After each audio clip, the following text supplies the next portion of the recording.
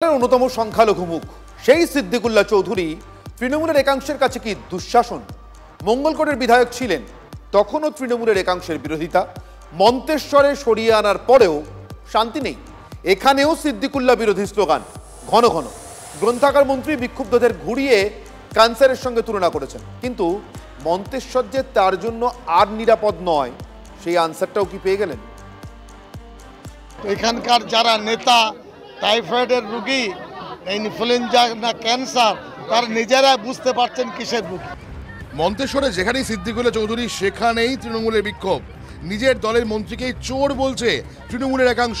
সিদ্দিকুল্লাহ বিধায়ক হওয়ার পর থেকে এই ধরনের ছবি দেখতে অভ্যস্ত হয়ে গেছেন পূর্ব বর্ধমানের এই জনপদের লোকজন। সম্প্রতি মন্তেশ্বরের মুরুলিয়ায় একটি বস্ত্র বিতরণী অনুষ্ঠানে যোগ দেন গ্রন্থাগার মন্ত্রী। বিজেপির সঙ্গে হাত মিলিয়ে অনুষ্ঠান করেছেন সিদ্দিকুল্লাহ। এই অভিযোগে মন্ত্রীকে তুলোধনা তৃণমূলের নিচের তলার।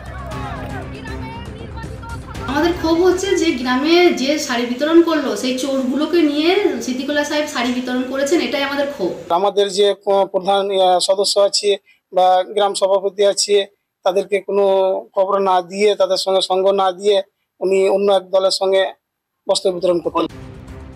তাৎপর্যপূর্ণ বিষয় হলো সিদ্দিকুল্লাহর অনুষ্ঠানে যাদের ঢাকা ঘিরে এত বিতর্ক, তাদেরই কয়েকজন একসময় বিজেপি করতেন। 2018 সালে তখন করেছিলাম, তখন আহমেদ ভাই ওরাই আমাকে অ্যাডজাস্ট করেছিল, আজিল ভাই ব্লক সভাপতি ছিল, ওরাই আমায় অ্যাডজাস্ট করেছিল, আমি টিএমসি হয়ে ভোট করেছিলাম। ইনফ্লুয়েঞ্জা হলে একটা ট্যাবলেট দিতে সেরে যাবে, কিন্তু টাইফয়েড হলে ডোজটা আলাদা দিতে হবে। তো এখানকার যারা নেতা টাইফয়েডের রোগী, ইনফ্লুয়েঞ্জা না ক্যান্সার, তার নিজেরা বুঝতে পারছেন কিসের রোগী। জামিয়াত উলামায়ে হিন্দের রাজ্য সম্পাদক থাকাকালীন 2016 বিধানসভা ভোটের আগে তৃণমূলে যোগ দেন সিদ্দিকুল্লাহ। জোড়া ফুলের প্রতীকে প্রার্থী হয়ে প্রথমবার মঙ্গলকোটে ঘাস ফুল ফোটান এই সংখ্যালঘু নেতা। কিন্তু বিধায়ক থাকাকালীন বারবার মঙ্গলকোটের ব্লক সভাপতির সঙ্গে বিবাদে জড়ান সিদ্দিকুল্লাহ। 21 বিধানসভা ভোটে মন্তেশ্বরে সরে এসে যেতেন। জেতার পর এখানেও স্থানীয় তৃণমূল নেতৃত্বের সঙ্গে বারবার সংঘাতে জড়িয়েছেন গ্রন্থাগার মন্ত্রী।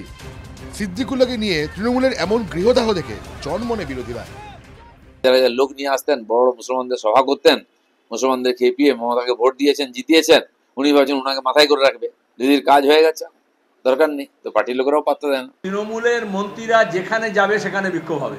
সরকারের প্রতি অনাস্থা, সরকারের প্রতি রাগ, ক্ষোভ, বিরক্তি বাড়ছে মানুষের। মাস দুয়েক আগে নিজের খাস তালুক মন্তেশ্বরেই সিদ্দিকুল্লাহর গাড়ি ভাঙচুর হয়। অপমানিত মন্ত্রী দল ছাড়ার হুঁশিয়ারি দিয়েছিলেন। শেষমেশ দল অবশ্য তিনি ছাড়েননি। ভোট যত এগোচ্ছে তবে কি সেই রাস্তা আরও চওড়া হচ্ছে, নাকি সবটাই দুপক্ষের চাপ বাড়ানোর খেলা? পূর্ব বর্ধমান থেকে কৌশিক দত্ত রিপোর্ট, TV9 বাংলা। প্রাথমিক নিয়োগ দুর্নীতি তদন্তে মুরারই 2 নম্বর ব্লকের পাইকর সহ কৃষি অধিকর্তার অফিসে হানা ইডির। প্রায় 7 ঘন্টা পর একাধিক নথি নিয়ে কৃষি অধিকর্তার দপ্তর ছাড়েন আধিকারিকরা। মন্ত্রী চন্দ্রদাস সিনহার বয়ান মিলিয়ে তথ্য সংগ্রহে তল্লাশি অভিযান বলে সূত্রের খবর।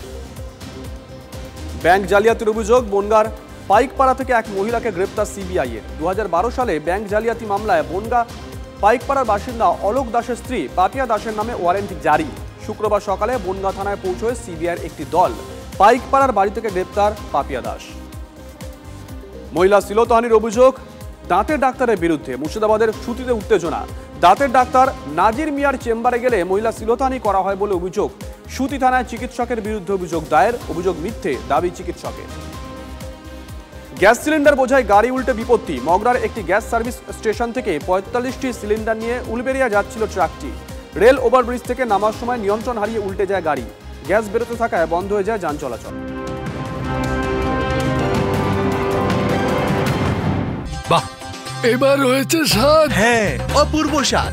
MDH এর চাঙ্কি চাট মশলা, জীবনে আসল স্বাদ জাগলো। আসল মশলা, yes yes, MDH।